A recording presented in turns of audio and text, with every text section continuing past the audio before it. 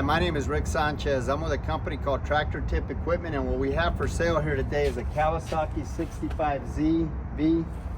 We're going to talk a little bit about the mechanics of this particular machine in the first clip, the operating specs in the second, and then we'll run it in the third.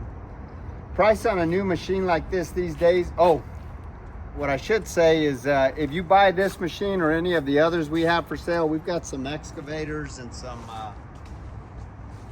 we've got some motor graders and telehandlers and mixers, and anyway, we got a little bit of everything. Point is, if you buy any one of these tractors from me, you're going to be dealing with Perf Provencio. He's my right-hand man. He's the guy running the camera. What I started to say is price on a new machine like this these days is probably somewhere around $210,000.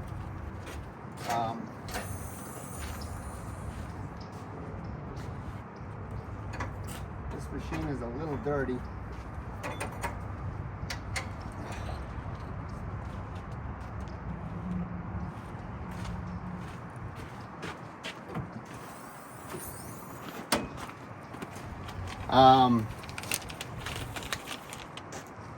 The weight of this machine is about 24,000 pounds. The widest point is that bucket right there at 8 foot 1 inch, and I think that bucket's larger than standard bucket. It's probably about a 2 3/4 yard, maybe a 3-yard bucket. The highest point is the top of that cab at 10 foot 6 inches. The transportation length from the end of that counterweight to the front of that cutting edge on that bucket is 24 feet. Comparable machines are like a Cat 926 loader. It's got new batteries in it too. Komatsu WA250, maybe a Volvo L60 or a John Deere 524.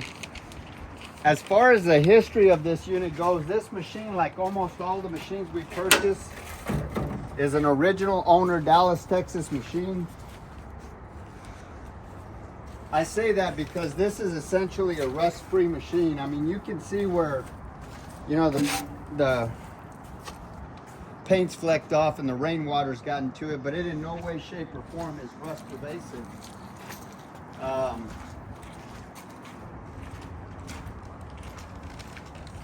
Just about every machine we purchase comes from one of about 30 different large contractor or municipality that we deal with here in the Metroplex. This machine is no exception. It comes from a large, well-organized fleet of equipment that was well-maintained. They've got some of the best, they have a really good maintenance program. Rivals some of the best I've seen. We've been happy with all the machines that we purchased from that company. We purchased a lot of machines over the years. They purchased from us as well. But it should be said that before I purchase any machine, I have 2 mechanics go out and inspect the machine no matter where it's at. And if they say everything's okay with the machine, then I send Perf Provencio, who's the guy running the camera right now. I send him to go out and look at the machine.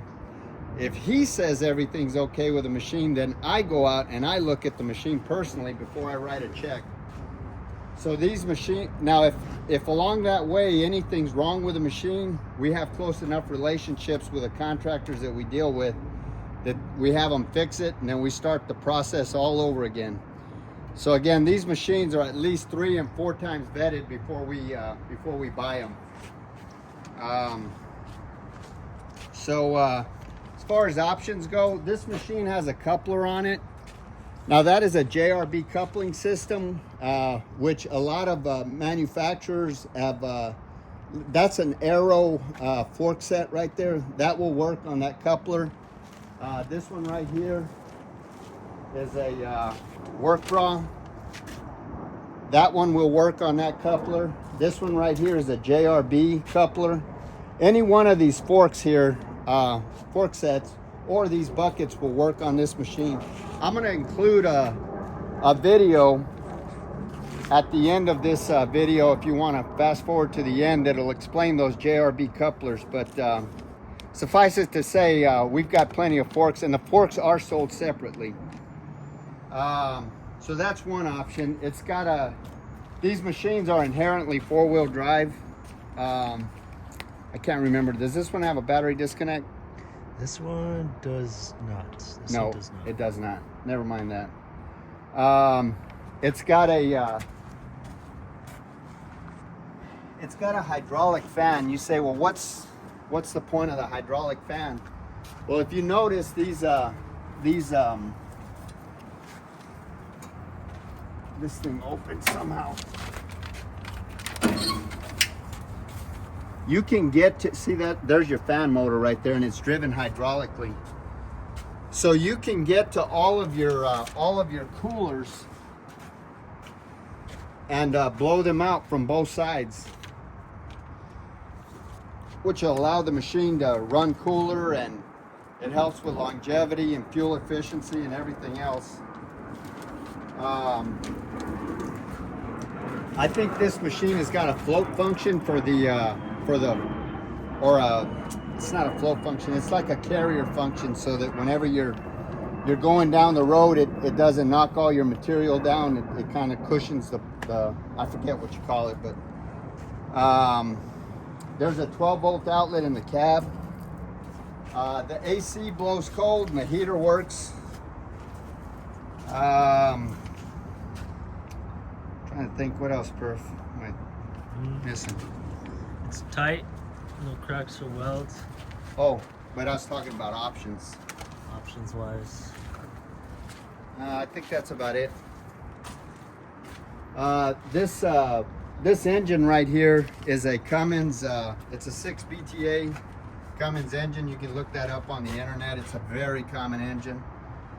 Everybody uses it.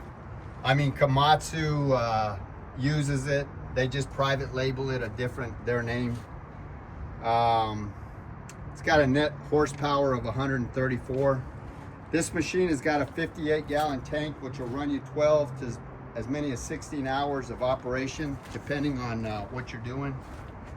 This machine is mechanically sound. There's not a single leak on it. Everything works. The transmission runs through all 4 gears in forward and reverse. Brake stop it on a dime, no problem. Top speed is about 23 miles an hour in forward and reverse. These tires right here are 20.5 R25s.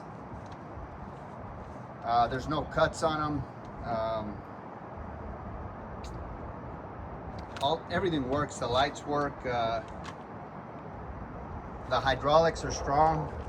Like Perfecto was saying, there's no cracks or welds anywhere in this work equipment, which you very rarely find on loaders. All of these pins and bushings are relatively tight.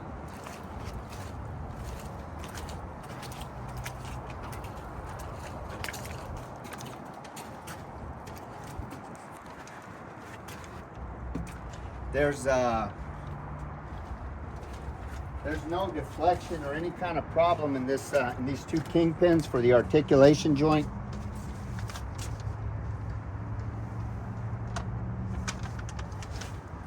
This cutting edge right here is 100%. You can see it's a new cutting edge. Still got the paint on it. This bucket is 8 foot 1 inches wide. It's 4 foot tall, and it's 3 foot 6 inches deep. I would rate this probably 2 3/4 to maybe 3 yard. What do you say, Perfecto? Yeah, that sounds right. We have forks here. Again, these forks are all sold separately. These forks right here, I kind of wrote that down in pencil. They have 4 foot tines. This is 5 foot 3 inches wide. This is 4 foot 1 inch tall. We got another set of forks over here.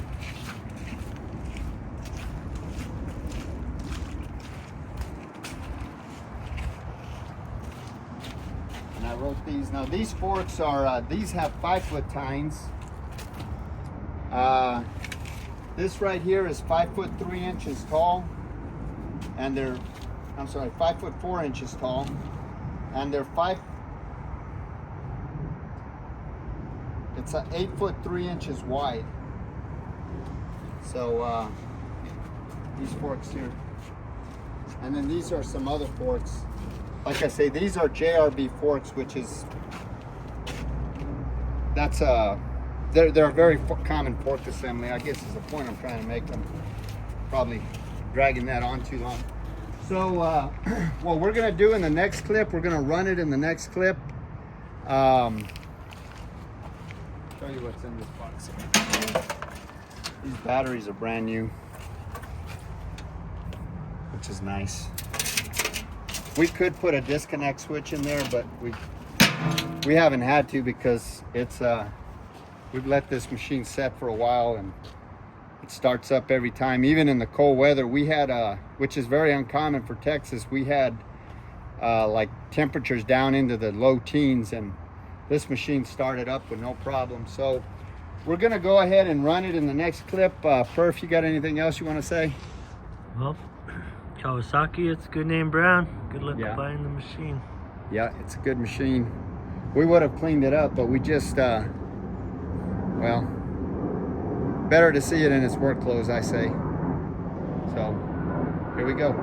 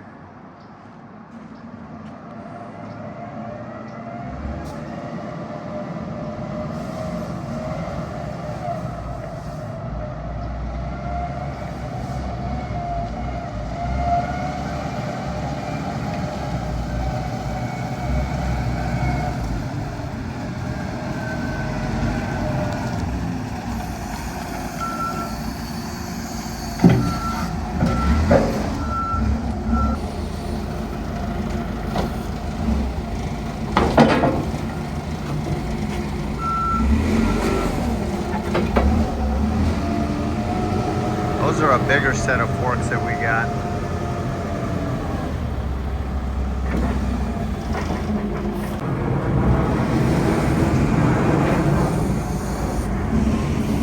We have 3 sets of forks here.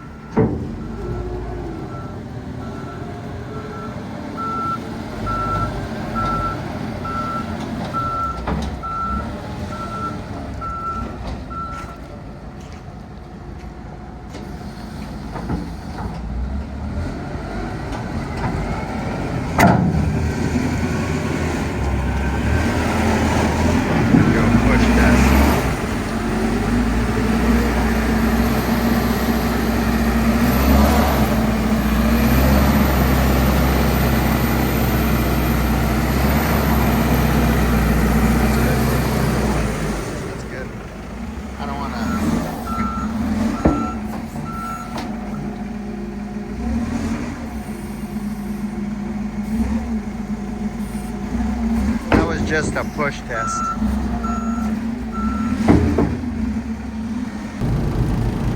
Okay, so this is the inside of the cab here. The AC works, blows nice and cold.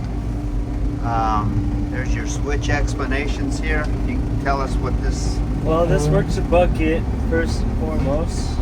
Yeah. Forward and reverse on this side. 4-speed transmission. Over here, that's your coupler that disconnects it. Right. That's your coupler, hazards, emission. Yeah, that's a Motor. I think that's a float function for your bucket, and then that right there is to back flow your fan, reverse your fan. So that's pretty much it. I'm gonna show them the seat real quick. There's the seat, pretty good shape. So that's pretty much it.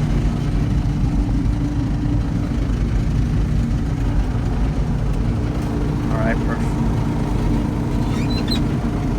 Now, What are you gonna say? we're gonna park it over there. Yeah. Okay, so a lot of times people will ask me about the interchangeability of a JRB coupling system. Like here we have forks and a bucket. You can get sweepers, you can get all kinds of attachments with JRB. Now the answer to that question is usually yes and no. Now it depends on the size of the machine. In this case here, we've got this Kawasaki here weighs about 29,000 pounds. Okay? This is a coupler and a bucket for that Kawasaki. This right here is for a John Deere 544K, which also weighs about 29,000 pounds. That fork set right there is for that JCB 436, which weighs about 35 to 37,000 pounds, depending on how you have it equipped. So the point that I'm trying to make here, and I'm going to make this video for illustrative purposes, is that from the coupler face forward, what you want to measure is the distance between these ear groupings here. And I'm going to show you how they're interchangeable. Like I say, this is for a 544K, and this is for a 70.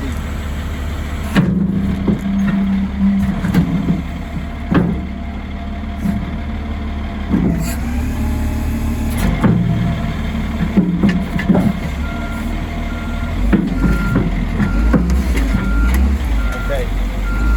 Now that's the bucket to that loader. We've also got a set of forks for it somewhere. So if you look right here, the ear grouping is at roughly 28 inches.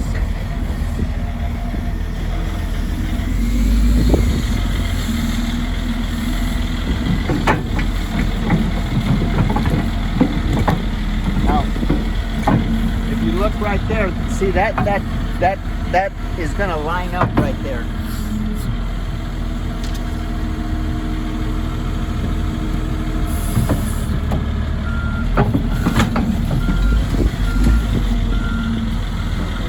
Now here again, from the coupler face forward, JRB is pretty consistent, but from the coupler face back, they're not interchangeable. It's according to make and model.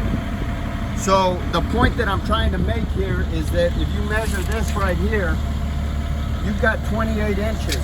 So even though these are from completely different makes and different models, this would be like a WA200, a WA250, a WA270 Komatsu, a John Deere 544, a 524. That's like a Kawasaki 60Z or a 70Z. The point that I'm trying to make is that the weight class of the loader,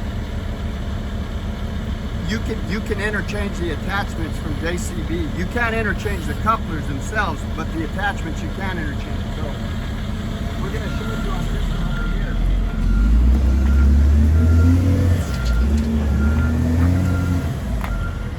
This is 36 inches, so it's not going to line up because this is a different weight class machine.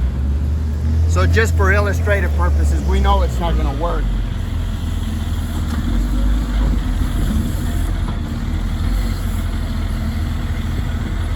see, these are your grab points here for those hooks. It's not going to work. So the point that I'm trying to make is that when you buy a JRB coupling system, which is also Pemberton, JRB bought Pemberton out, they're the best coupler out there. There's no better coupler.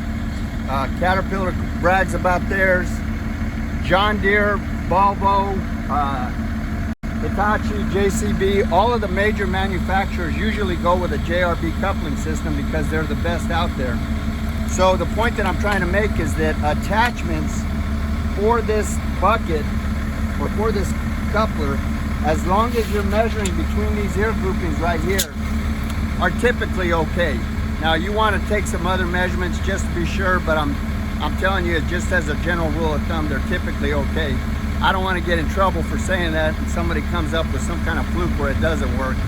But most of the time, if you measure, just take that quick measurement right there and you got a JRB quick coupling system, you can probably interchange various attachments.